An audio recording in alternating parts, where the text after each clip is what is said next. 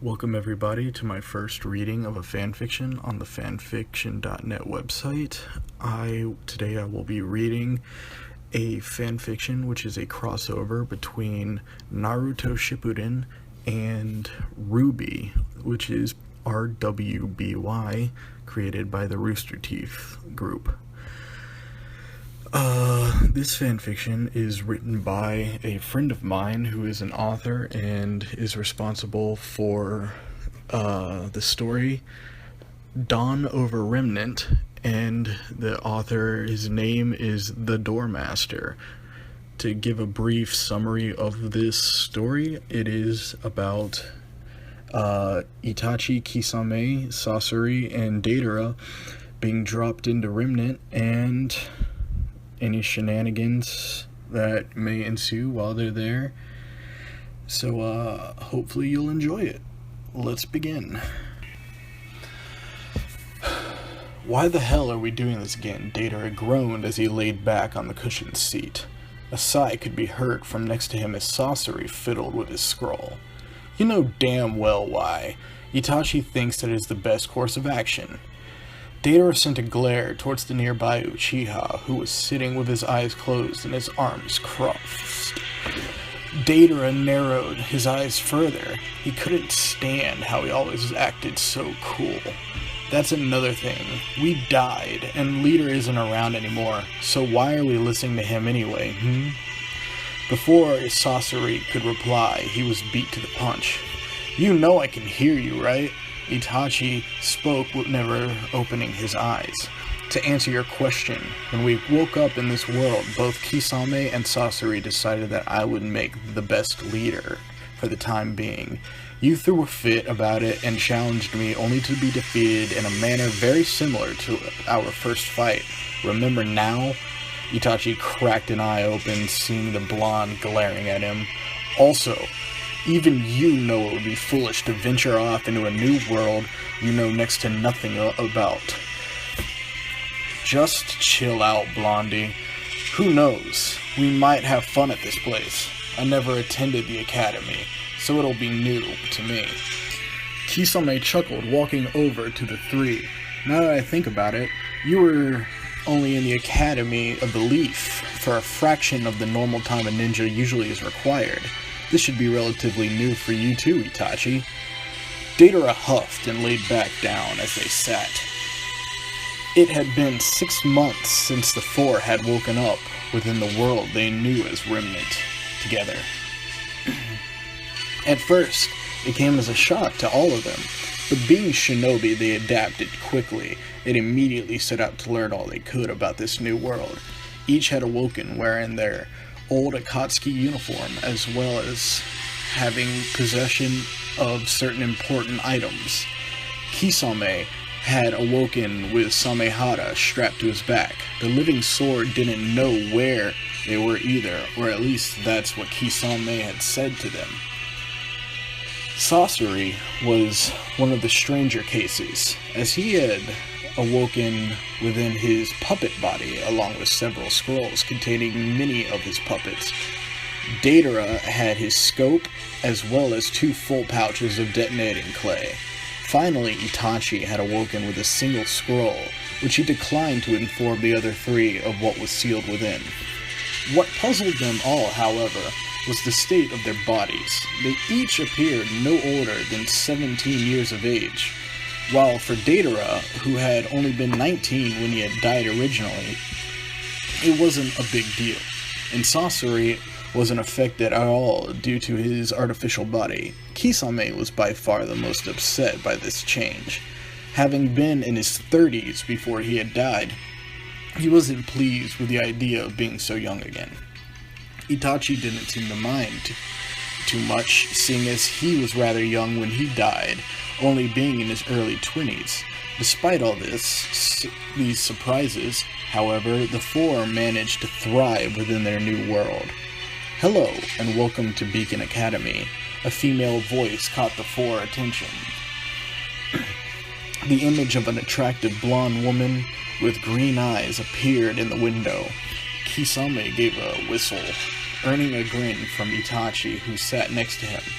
I gotta say, if all the instructors look like that, then I think I really might enjoy this place. Kisame smiled widely before turning to their Uchiha leader. Since we're arriving any minute, why don't we go over the game plan, as well as start doing something about that, Kisame suggested while gesturing to the rest of the airship cabin, where there were around 30 students all laying unconscious. I agree. Sorcery, if you would. Itachi looked to the puppeteer, who pulled a small ball from within his coat and tossed it onto the ground, causing it to explode into a green gas before quickly dispersing. The neutralizing agent should take a full effect by the time we arrive. I used a rather weak sleeping agent to put them under to begin with, so I highly doubt any were harmed. He stated before going back to his scroll. Over the past 6 months, the puppeteer had become engrossed in learning how computer systems operated. He considered it to be a tool from the heavens for spies and saboteurs like himself. As such, he had researched the subject heavily and took to it like a fish to water. The cameras in here will return to their working state 1 hour after we land, so we won't need to worry about witnesses. Excellent. Itachi nodded to the redhead. Once we arrive, we will do everything we can to remain inconspicuous as possible, which means try to act like an average teenager, not an experienced shinobi. He explained to the three, who had each acknowledged with a nod. The ride only lasted for a few minutes longer before the ship began docking. In the time the students aboard with them all began coming to, each just as confused as the others around them about what had happened, the four ninja each played along, as well, acting groggy as to not draw suspicion. Once they finally exited the ship, the four decided to split up. Best if they weren't seen right off the bat, all walking together wearing matching uniforms. That had already earned them several questions since their arrival on Remnant. Thus began the first day at Beacon. With Kisame. Kisame walked leisurely through the large hallways of Beacon, doing his best to map out the building in his head as he enjoyed his temporary solitude. He enjoyed hanging around Itachi. The Uchiha was probably the first person he'd ever really considered a friend. But the four had been together for almost the entire half year they had been on Remnant. He decided to enjoy some alone time. Check out this freak. It was nice while it lasted, as he heard the familiar words. Ever since the four had arrived, people had taken to harassing him because of his appearance. Whilst at first he'd firmly denied being a faunus to anyone who accused him, after about a month he just decided to go with it and claimed to be a shark faunus. At one point he'd even been approached by a famous terrorist group of all faunus, who he turned down upon their invitation. He'd already been a member of one international terrorist group and didn't feel like joining a second. Kisame turned around to confront his instigator, only to find that he wasn't the target of the insult. Instead, a pair of older-looking boys were standing in front of a cornered girl with large rabbit ears on her head. The two began shoving the girl back and forth between them while laughing, earning a frown from the blue-skinned swordsman. He'd started getting annoyed whenever he saw faunus being harassed. He figured he'd started to identify with them on some level. After a moment of contemplating, Kisame had made a decision. Itachi did say to act like a teenager, and teenagers do stupid shit.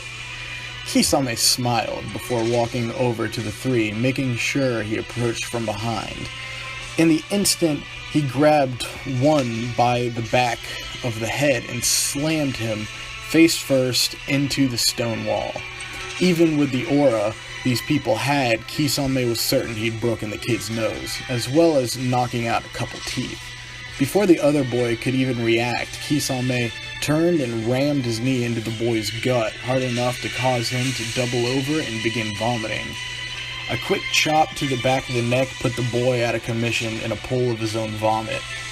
Turning to look at the bunny girl, who still seemed to be trying to register what had happened, Kisame grinned. "You okay, Rabbit?"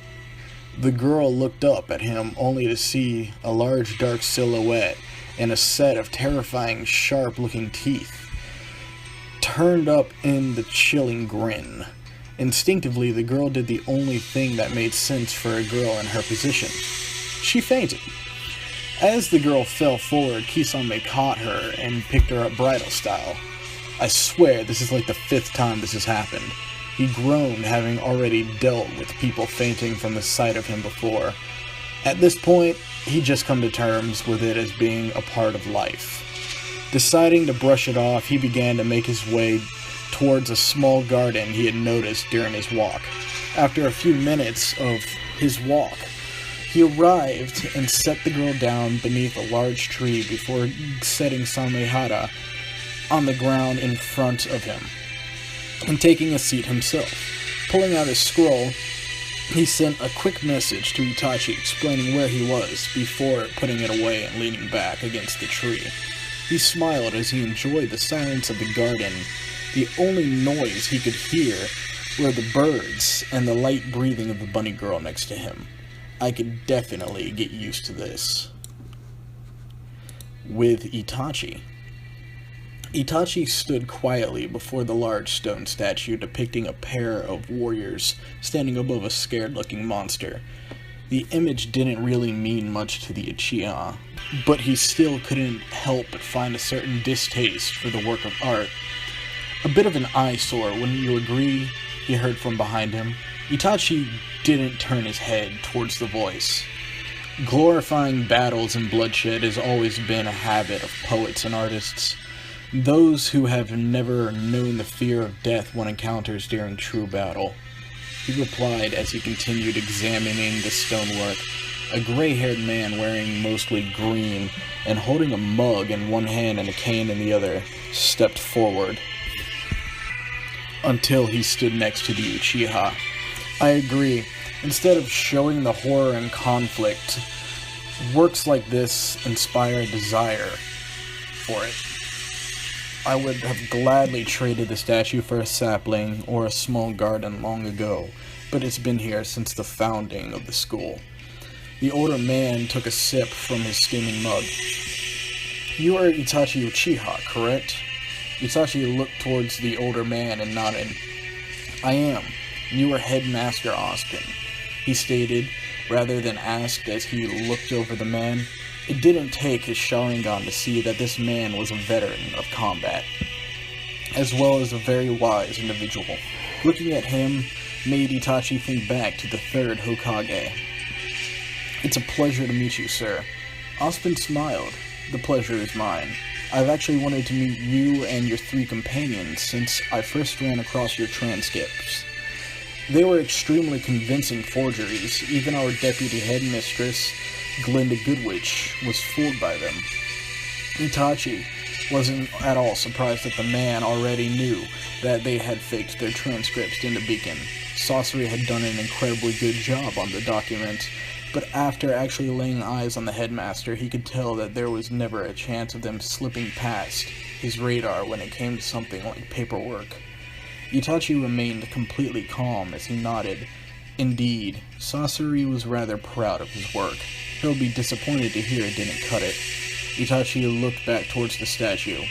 "Seeing as you already are aware of the forgeries, and yet me and my comrades are still on your school's grounds, I assume you don't plan on throwing us out." Austin took another sip. "To be completely honest, I didn't know, as I walked down here, what I wanted to do. I wanted to meet the one who wanted into my academy bad enough to fake their papers." There was a brief moment of silence between the two. However, after seeing your eyes, I'm more than confident that you're capable of handling whatever this school can throw at you. You have the eyes of a man with a lifetime of experience and wisdom beyond yourself. Ozpin turned around and began walking away, but paused. I don't know who you or your comrades really are, Itachi Uchiha, but I get a feeling you're all meant for great things. Don't disappoint me. With that, he continued walking, leaving the young Uchiha in peace. That concludes the first chapter of Dawn Over Remnant. If you wish to look into the story more and read yourself, I will be putting a link into the description, and hopefully you will all watch the next chapter that I'm going to post sometime next week or in a few days. I don't know. Thank you for watching, and again, don't forget to like, comment, subscribe, and hopefully I can turn this into something.